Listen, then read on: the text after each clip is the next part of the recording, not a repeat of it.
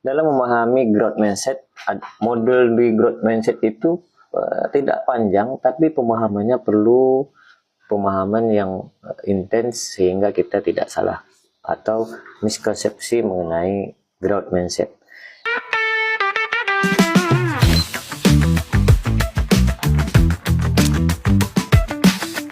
Jadi di modul growth mindset ada yang namanya pembelajaran berbasis otak. Gambarnya seperti yang teman-teman lihat itu jaringan pada otak seperti ini ya. Jadi pola pikir bertumbuh itu memiliki fondasi ilmiahnya yang sangat kuat, yaitu neuroscience. Nah, jadi murid yang mengalami kesulitan dalam belajar tetapi terus bertahan dan mencoba lagi, ternyata akan memicu aktivitas otak sehingga membuat proses belajarnya berjalan dengan lebih baik dan efektif.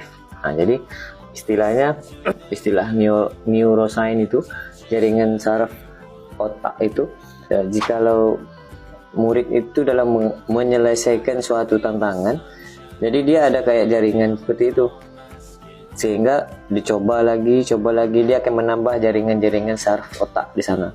Jadi ketika dia bersambung, baru dia terkoneksi, baru dia menambah pengetahuan baru. Jadi otak itu bekerja, jaringan otak itu terus mencari sehingga nanti ada terkadang kita mengalami suatu masalah atau terkendala dalam menyelesaikan suatu masalah, mengerjakan soal.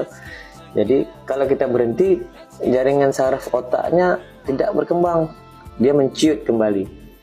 Jadi kalau kita lakukan terus menerus, dia makin berkembang, makin menambah sehingga dia menyatu, nanti ketemu begini dan menjadi jaringan saraf otak yang baru, menambah ilmu baru dan membuat pola pikirnya bertambah dan bertumbuh. Makin banyak dia berpikir ingin maju, jadi pola pikirnya bertambah, jadi jaringan sarafnya bertambah, jaringan saraf otak yang baru. Jadi seperti itu teman-teman.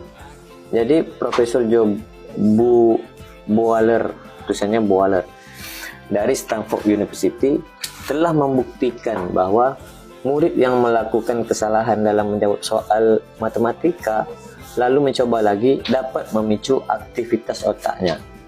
Jadi pola pikir ini sangat baik dan perlu kita pahami. Nah, jangan kita miskonsepsi terhadap pemahaman growth mindset tadi.